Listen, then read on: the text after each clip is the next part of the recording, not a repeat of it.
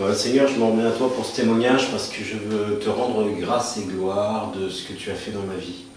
Je te demande de mettre les mots dans ma bouche en fonction de la vérité,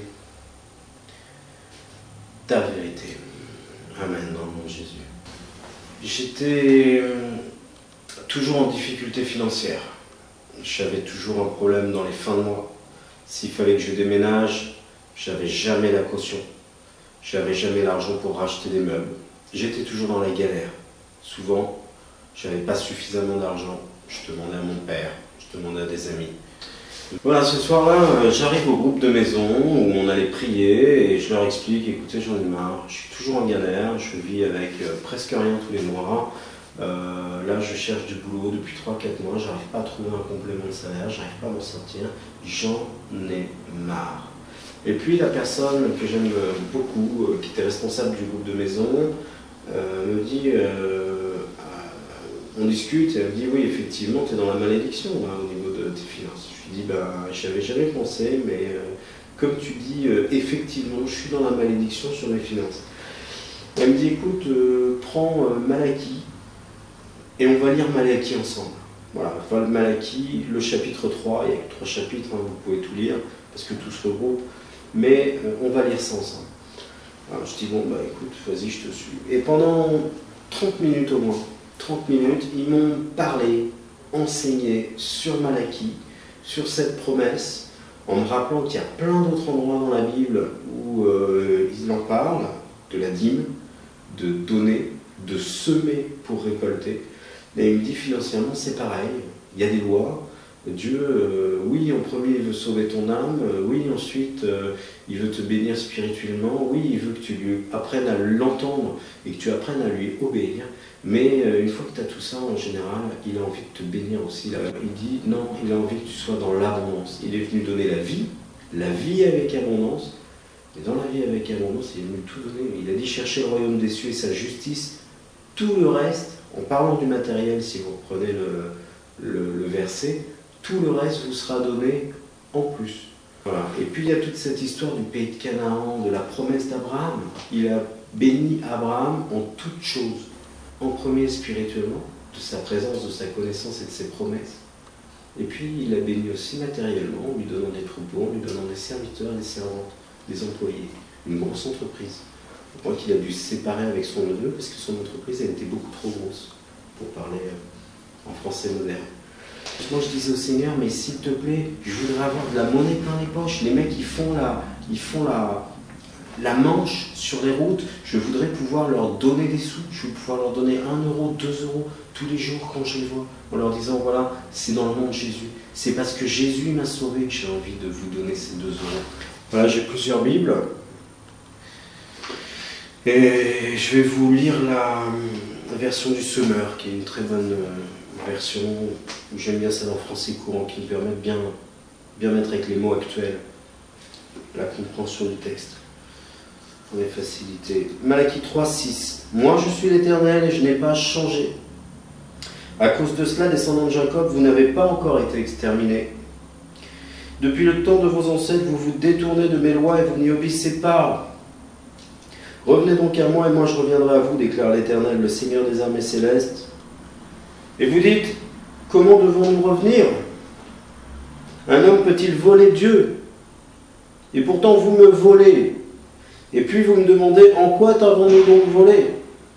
Lorsque vous retenez vos offrandes et vos dîmes, vous me volez, dit Dieu.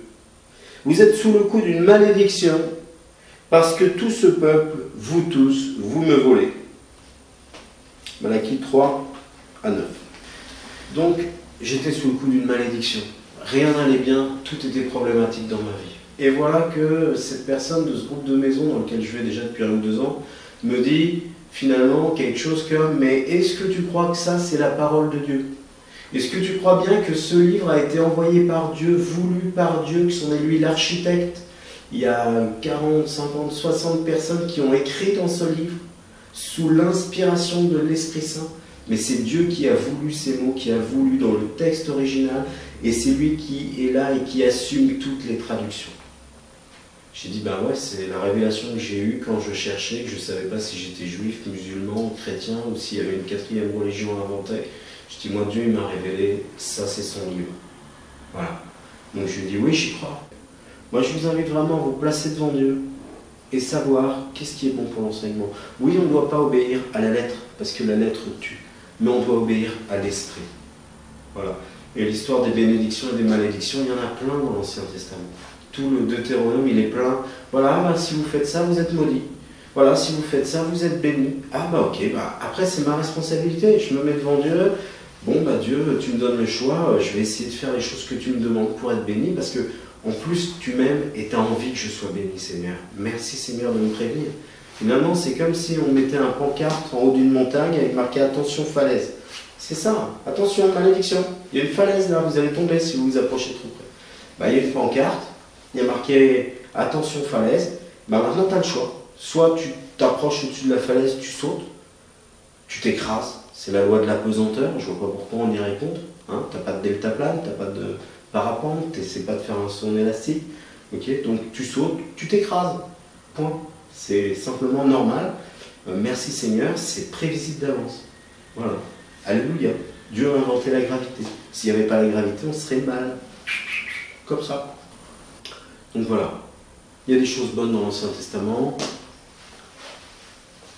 Dans l'esprit. Donc ce soir-là, elle me dit ça, ben voilà, tu es sous le coup de la malédiction. Je lui dis, ben ça me parle, hein, ce que tu me dis. Sérieux, ça me parle. Et alors la suite, Malachie 3.10. Apportez donc vos dîmes dans leur totalité dans le trésor du temple. Alors je me suis dit, mais qu'est-ce que c'est que le trésor du temple?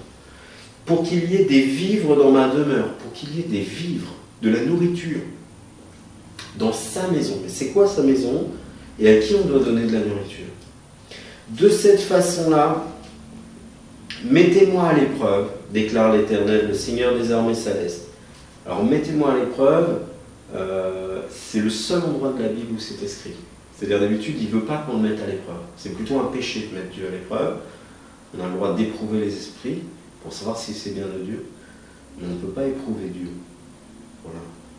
On pourra en reparler sur d'autres versets. Mais là, il dit, mettez-moi à l'épreuve, et vous verrez si je n'ouvre pas pour vous les écluses des cieux. Alors, qu'est-ce que c'est que les écluses des cieux? Et ne vous comble pas avec surabondance de ma bénédiction.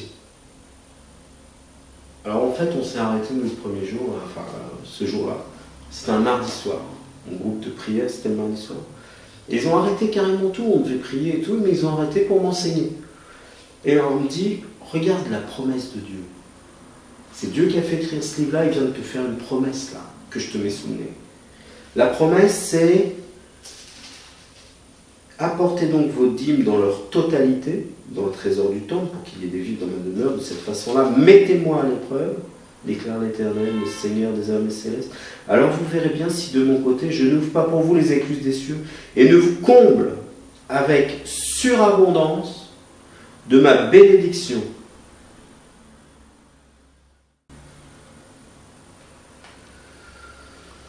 Elle m'a dit, bon, est-ce que tu as envie d'être comblé de la bénédiction de l'Éternel? Elle me dit, est-ce que tu comprends la promesse qu'il y a? Elle m'en a parlé pendant une demi-heure, il a fallu me formater, il a fallu m'en mettre plein la tête, il a fallu que c'est un effort, quoi. Moi, la première réflexion que je me suis dit dans ma tête, hein, la pensée que j'ai eue, et aujourd'hui, je crois que tout le monde, vous avez la même pensée. Franchement, j'en suis sûr, parce qu'en fait, je suis sûr, elle vient du diable. Première pensée, c'est, bon, en fait, dans son église, ils veulent ma thune. Ok. Et comme j'étais un petit peu entre les catholiques et les protestants, que tantôt j'allais à l'église catholique, tantôt j'allais aux protestants, j'ai dit, je donne ma dîme à l'église catholique. Bon. Ça fait, quand j'ai commencé à témoigner, ça a fait hurler plein de gens. Ils se sont dit, quoi?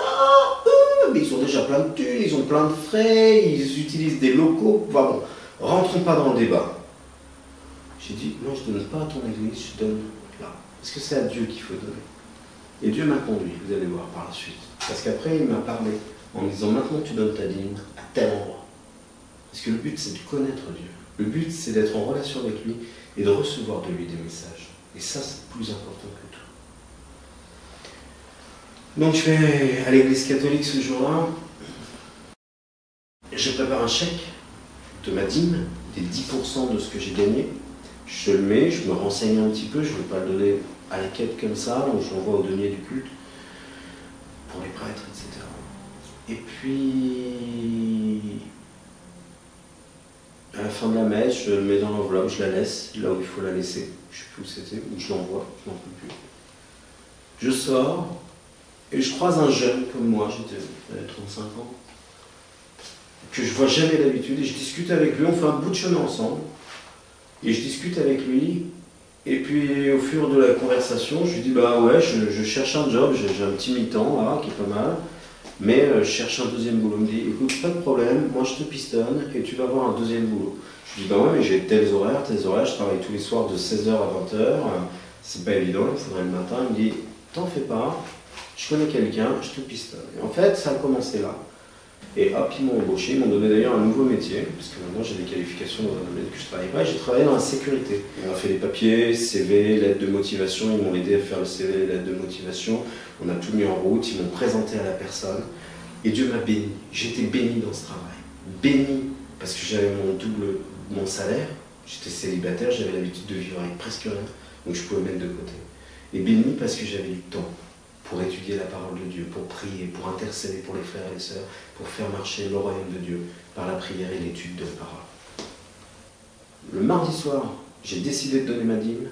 Le dimanche, j'ai obéi, j'ai donné ma dîme. Le dimanche midi, on me promettait un job et j'ai doublé mon salaire. Gloire à Dieu. Là, j'ai dit, waouh, les promesses de Dieu, c'est du costaud, quoi.